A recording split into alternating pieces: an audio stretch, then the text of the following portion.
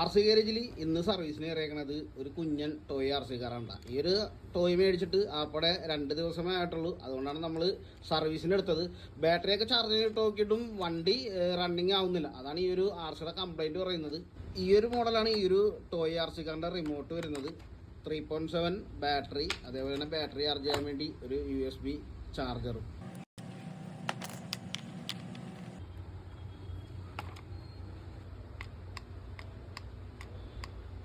Remote ഇങ്ങനെ മുട്ടിച്ച് പിടിച്ചാൽ വണ്ടി വർക്കാവും കേട്ടോ. അപ്പോൾ വണ്ടിയുടെ റിമോട്ട് ഫ്രീക്വൻസി കംപ്ലൈൻ്റ് ആയിരിക്കണേ. അപ്പോൾ നമുക്ക് വണ്ടി ഒന്ന് അഴിച്ചു നോക്കാം, റെഡിയാക്കാൻ പറ്റുമോ ഇല്ലേന്ന്.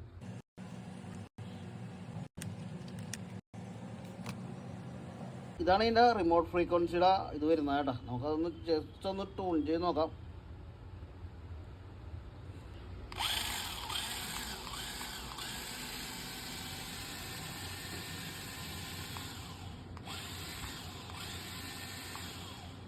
ഫ്രീക്വൻസി റെഡി ആറുണ്ട് കേട്ടോ.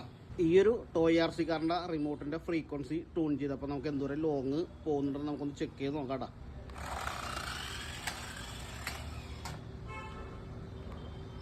നമുക്കിപ്പോൾ അത്രയും ലോങ് വരെ വണ്ടി പോകണ്ട കേട്ടോ.